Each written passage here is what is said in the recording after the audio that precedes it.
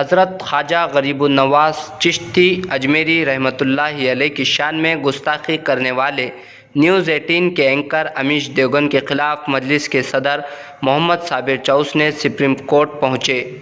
वाज़ेह रहे कि सबसे पहले साबिर चौस ने अमीश देवगन के ख़िलाफ़ नांदेड़ में FIR दर्ज करवाई थी और नांदेड़ कोर्ट में मुकदमा दायर किया था।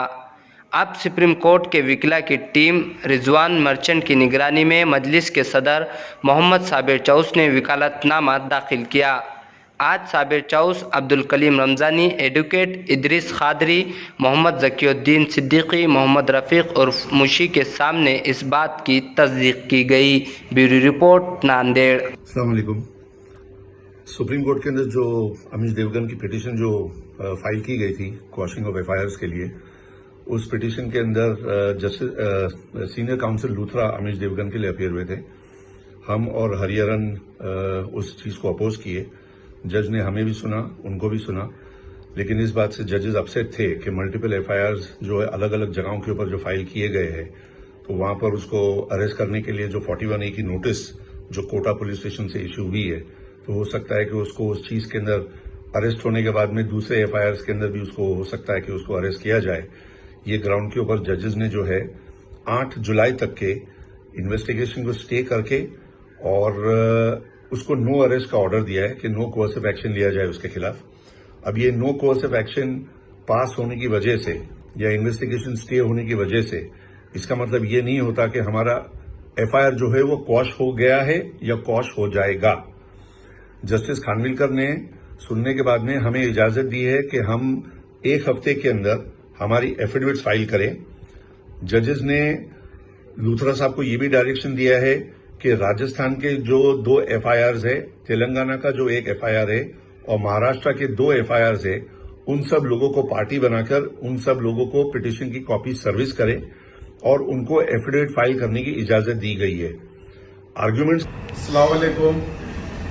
ख्वाजा मोइनुद्दीन चिश्ती रहमतुल्लाह अलैह के ताल्लुक से अमीश देवगन ने जो बात कही थी उसके ऊपर नांदेड़ के अंदर हमने FIR लॉन्च कराई थी। उसके बारे में हमने सुप्रीम कोर्ट के अंदर स्टे का केविट दाखिल करके रखा था। फिर भी कल हमें पता चला है कि कल वो अप्रोच हो चुका है सुप्रीम कोर्ट के अंदर, तो हमने भी जल्द से जल्द कल हमारे वकील की एक टीम वहाँ पर सुप्रीम कोर्ट के अंदर दाखिल हो चुकी है। आज वहाँ पर आज सुबह में बहस हो चुकी है उसके बारे में, इसलिए कि हमें तमाम जो लोगों ने मदद की थी और तमाम जितने भी स्टेटों के अंदर FIR गुना दाखिल हुआ है वो तमाम लोगों को पार्टी बनाओ बोल के हमारे वकील साहब ने इसके ऊपर चर्चा करके और कोर्ट से टाइम मांगा है। इसकी डेट 8 तारीख की हमें मिली है। 8 तारीख के डेट के बाद हम लोग वहाँ पर जाकर अप्रोच होंगे। आगे की तफसील हमारे इदरीस वकील साहब एडवोकेट इसके बारे में पूरी तफसील आप सबको बताएंगे। अस्सलाम वालेकुम।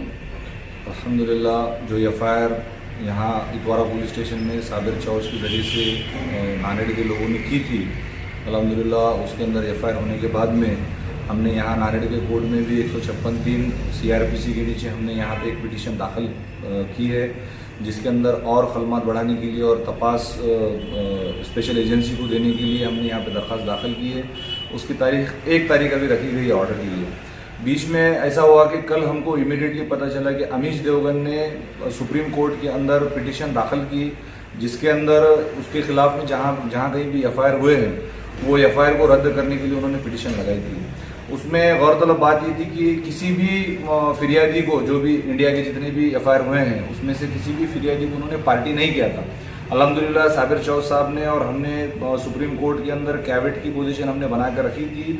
उसके लिए हमारे वकील साहब के ज़रिए से हमको ये इतला मिली कि आज 26 तारीख की सुबह 11 बजे मैटर पोस्ट किया गया, उनका लगाया गया है कोर्ट के सामने। तो हमने रात में इमीडिएटली साबिर चौस साहब का वकील पत्र, साबिर चौस साहब का एफिडेविट और जो डॉक्यूमेंट्स हमको देने थे, हमने वहाँ पे एडवोकेट रिजवान मर्चेंट साहब जो वहाँ के टॉप के उखला हैं उनको वहाँ पे लगाया, उनके साथ में दीगर और 4 उखलाओं की टीम है जो वहाँ पे साबिर चौस साहब की तरफ से वहाँ पे केस डिफेंड कर रही है। अल्हम्दुलिल्लाह जो वकील पत्र और एफिडेविट आज हमने दाखिल किया था सुप्रीम कोर्ट के अंदर, और वहाँ के जस्टिस साहब ने वो अपने दोनों भी चीज़ों को दाखिल करके लिया एक तनकीद भरे अंदाज के अंदर।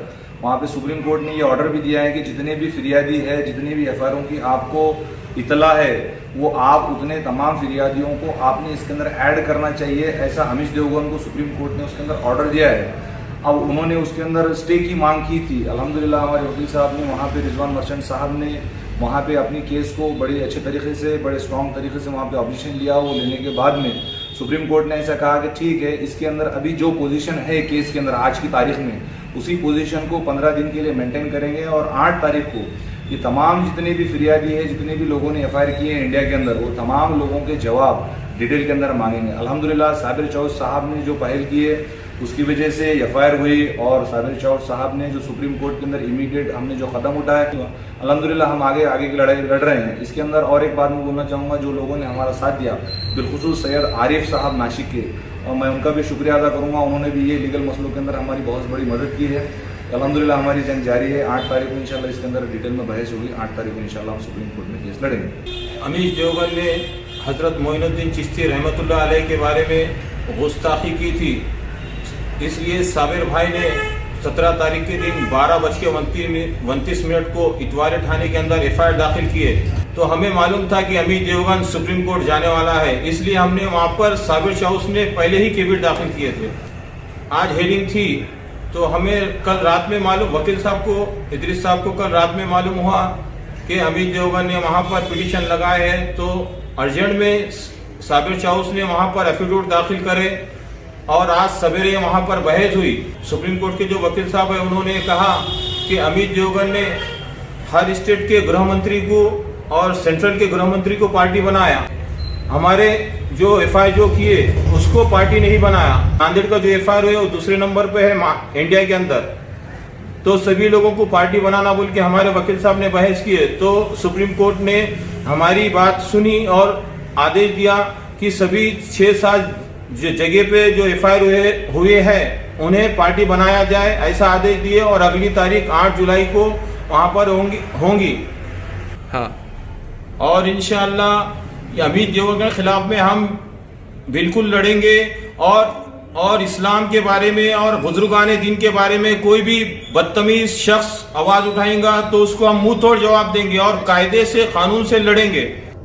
हज़रत ख्वाजा मोइनुद्दीन चिश्ती रहमतुल्लाह अलैह के बारे में जो अमीश देवगन ने जो गलत अल्फाज इस्तेमाल किए हैं, कहना चाहते हैं कि सरकार ने ऐसे बदबख्त लोगों के खिलाफ और ऐसे बदबख्त सोच रखने वालों के खिलाफ एक कठोर कानून बनाना चाहिए, ताकि किसी भी समाज के क्यों ना हो, बुजुर्गाने दीन हो या कोई भी समाज के क्यों ना हो, उनके खिलाफ अगर कोई आवाज़ उठाता है या गलत अल्फाज इस्तेमाल करता है तो उनके खिलाफ एक ऐसा कानून बनाया जाए ताकि वो दोबारा उस तरह की कोई गलती ना करे।